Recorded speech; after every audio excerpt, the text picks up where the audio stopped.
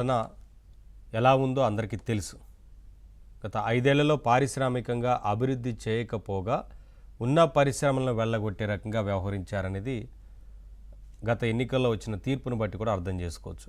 గత ఎన్నికల్లో అంతకుముందు 151 సీట్లతోనే అధికారంలోకి వస్తే గత ఎన్నికల్లో మాత్రం 11 సీట్లకే పరిమితం చేశారు ప్రజలు వైసీపీని. కానీ ఇప్పటికైనా ఎందుకు తీరు మార్చుకోవడం లేదనే పెద్ద ఎత్తున విమర్శలు వస్తున్నాయి. ఇప్పటికీ అదే పందాన్ని అనుసరిస్తున్నారు. ఆ రోజున పారిశ్రామికంగా రాష్ట్రాన్ని అభివృద్ధి చేయలేదు, సంక్షేమ పథకాలు అందిస్తున్నామంటూనే కోతలు పెట్టారు.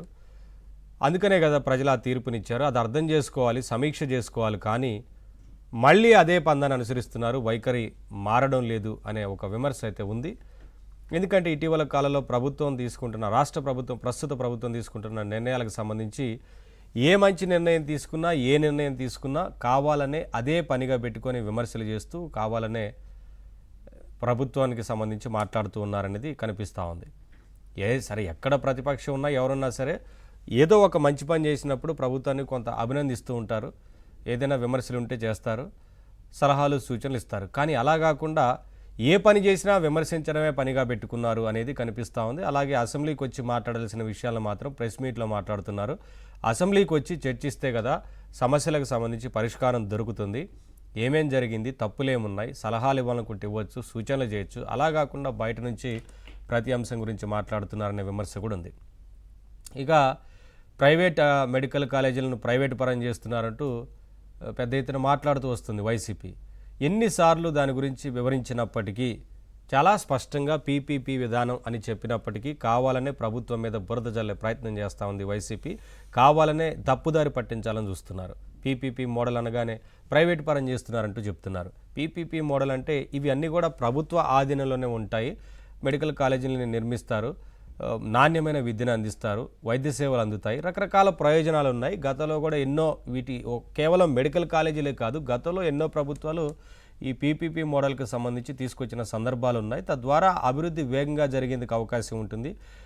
నాణ్యమైన విద్య అందించేందుకు, నాణ్యమైన వైద్య సదుపాయాలు కల్పించేందుకు రకరకాల కారణాలు ఉంటాయి. ఈ విధానానికి సంబంధించి కేంద్ర ప్రభుత్వం కూడా సహకారం అందిస్తోంది. కేంద్ర ప్రభుత్వంలో కూడా ఇటువంటి విధానాలు ఉన్నాయి. అందుకనే కేంద్ర ప్రభుత్వం కూడా ఒకవైపున సహకారం అందిస్తోంది. అభివృద్ధి చేసేందుకు ప్రభుత్వం కూడా కట్టుబడింది. కాబట్టి వీటి మీద త్వరితగతిన పూర్తి చేసేందుకు ఇప్పటికే ప్రణాళిక రచిస్తున్నారు.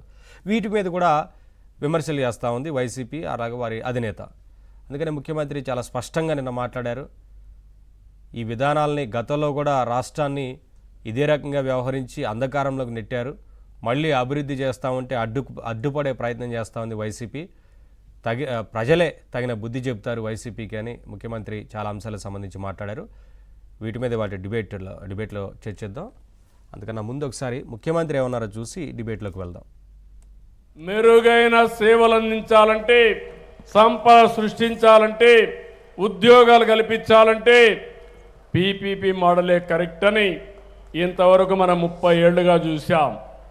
ఇప్పుడు ఇంప్రూవ్డ్ మోడల్ వచ్చి పీపీపీ వైబిలిటీ గ్యాప్ ఫండింగ్ కూడా. ఈరోజు ఒక రోడ్డు వేసాం. ఈ రోడ్డు అంతా కూడా ప్రైవేటు వ్యక్తులది కాదు. ఈరోజు ఒక ఎయిర్పోర్ట్ కట్టాం, ఇది ప్రైవేటు వ్యక్తులది కాదు, వాళ్ళు మెయింటైన్ చేస్తారు. 20 ఏళ్ళు 30 ఏళ్ళు నిర్వహించి మళ్ళా ఆస్తి ప్రజల ఆస్తి కాబట్టి ప్రభుత్వానికి అప్పచెప్తారు. దాన్ని కూడా విమర్శిస్తూ వక్రీకరిస్తూ ఇది ప్రైవేటు కాలేజీలు అని చెప్పి ఇంకొక ఎక్స్టెంట్ మీరు చూశారు. ఒకప్పుడు నాయకులు ఎంతో గౌరవంగా ఉండేవాళ్ళు. మళ్ళా నేను అధికారానికి వస్తే మీరు కాలేజీలు పెడితే నేను జైల్లో పెడతాననే పరిస్థితికి వచ్చారంటే, అంటే అభివృద్ధి చేసే వాళ్ళని జైల్లో పెట్టే వాళ్ళని ప్రజలు ఏ విధంగా ఆలోచించుకోవాల్సిన అవసరం ఉంది. అది మొత్తానికి